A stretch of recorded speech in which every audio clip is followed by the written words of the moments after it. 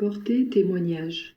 Mes enfants bien-aimés, je suis au milieu de vous, vivant et vrai, comme jadis sur les routes de Palestine. Je suis Jésus, votre divin maître. Je désire accroître votre foi afin de pouvoir dire à vous, comme jadis à mes apôtres, allez et confirmez vos frères dans la foi. Oui, mes enfants, je désire que votre foi soit si sincère et si vécue que votre prochain en reste édifié. À tous mes enfants qui ont reçu le baptême furent infusées les vertus théologales. La foi est comme la porte qui ouvre la voie à l'espérance et à la charité. Malheureusement, le péché, la négligence et surtout l'orgueil font que souvent la foi vient à s'affaiblir et même à s'éteindre.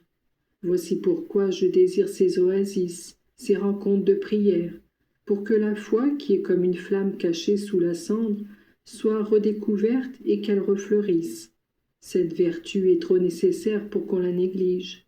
Le fait de se retrouver ici, unis dans la célébration des divins mystères, l'explication de la divine parole et l'exemple réciproque de bien dont vous êtes désireux, peuvent renforcer en tous cet esprit de foi qui vous fera agir. Si dans mes cénacles j'accorde des dons extraordinaires, c'est aussi afin que par leur intermédiaire, vous puissiez remonter vers le haut et vous persuader que vous êtes vraiment plongé en Dieu, lequel prend soin de chacun de vous.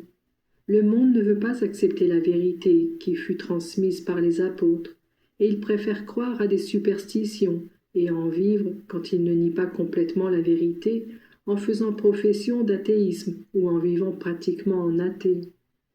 Le témoignage de foi que vous devez offrir doit présenter ces très belles qualités qui sont la simplicité et l'héroïsme. La simplicité doit vous faire jouir de tout ce que le Seigneur vous a donné et vous donne de bon et de beau, et l'héroïsme doit vous rendre généreux et tenace, au point de savoir supporter n'importe quel sacrifice pour garder le précieux héritage que vous avez reçu. En un mot, vous devez savoir vivre et mourir en restant fidèle à ces principes de vie chrétienne que vous avez connus dès l'enfance. Il est vrai que la seule foi ne suffit pas pour se sauver, mais si vous lui ajoutez les œuvres, vous serez certainement au nombre des élus. Voilà pourquoi je vous prie de rendre toujours plus efficace votre foi par la prière et ces œuvres de miséricorde sur lesquelles je vous jugerai au dernier jour. Je vous ai dit et je vous répète, faites du bien, parce qu'un vrai chrétien ne peut vivre égoïstement.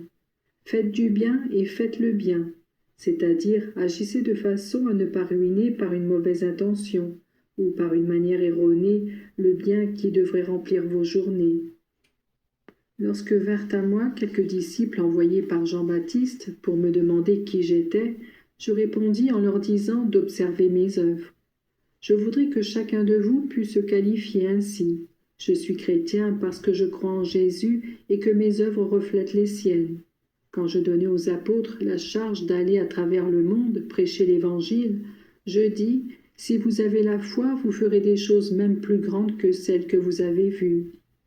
Le chrétien de foi devient alors un phare qui éclaire, une ancre de salut, un moteur qui entraîne.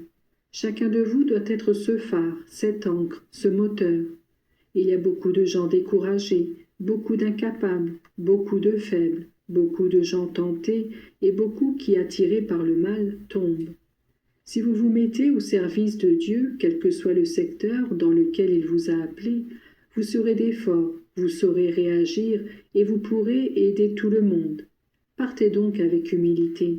Mettez-vous au service. Dites que vous ne savez rien faire et que vous désirez tout apprendre et comportez-vous bien pour aider les autres. Vous trouverez la main de ma maman, vous trouverez mes bras prêts à vous secourir.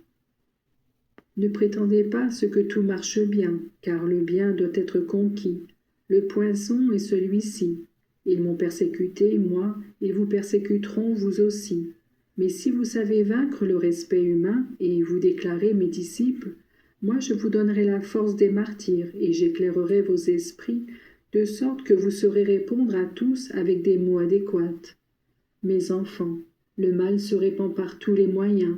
Si vous vous mettez à mon service, je vous donnerai cette sagesse qui vous aidera à trouver de nouveaux moyens pour lui opposer la vérité et le bien. Je vous bénis tous, en commençant par ceux qui me sont sacrés dans la vie sacerdotale et religieuse. Je bénis les jeunes et les enfants qui jouissent de mes prédilections. Je bénis toutes les mamans dans la peine qui pleurent sur les maladies morales et physiques de leurs enfants. Et je bénis ces pères qui, donnant un exemple de vie chrétienne, récitent le chapelet en famille. Je bénis tout le monde, malade et bien portant.